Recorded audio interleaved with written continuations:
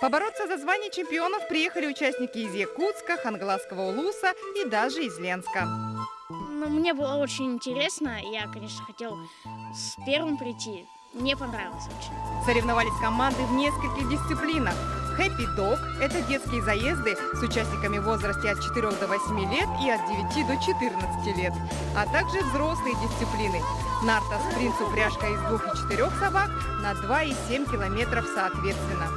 Интересной показалась такая дисциплина, как скиджоринг. Это вид спорта, когда одна собака или несколько тянут за собой лыжника. В трудных местах спортсмен может помогать собаке, отталкиваясь от земли лыжными палками. В этой дисциплине на 2 километра активность проявили в основном женщины и только один мужчина. В прошлом году Ева выиграла на упряжках соревнования. Первое место заняла. Вот нынче пробовали в другой дисциплине. К удивлению зрителей, на старты наряду с настоящими ездовыми собаками вышли и те породы, которые совсем не ассоциируются с гонками в упряжках. Например, немецкие овчарки в упряжке двойки и четверки. К слову, стартовали в снежных дисциплинах эти животные не впервые. Слаженный дуэт овчарок Златы и Зафара как раз и пришел к финишу первым. А с упряжкой из 4 собак первым оказался Илья Нопров со своими питомцами Гектором, Бланкой, Туматом и Дори. Ну, спринтеры в основном это немецкие овчарки у нас идут. Они как бы на маленькие дистанции у нас побеждают. А вот в этом году увеличили дистанцию, чтобы как-то уравнять. Потому что все новички у нас получают, и все боятся то, что все опытные собаки, и мы типа неопытные, поэтому не участвуем. Ну, не должно быть такого. Еще одна совсем уж необычная для ездового спорта порода – русский черный терьер и ризеншнауцер. Удивил и малыш-лабрадор по кличке Чаки. Собака и каюр – ровесники по возрасту. Им обоим по 4 года. Шустрый Чаки повез на обычных детских санках Кирилла Игнатьева и завоевал 3-е место. Для первого раза очень даже неплохо. Тебе было интересно участвовать вот в таких соревнованиях? Да. Страшно, может, было? Нет. Не страшно, да?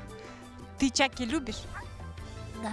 А какие-то команды ты знаешь, вот чтобы Чаки бежал или остановился? В республиканских соревнованиях по ездовому спорту участвуют собаки самых разных пород. Это и самоеды, и маламут, и якутские лайки, хаски. Есть даже черные терьеры и лабрадор.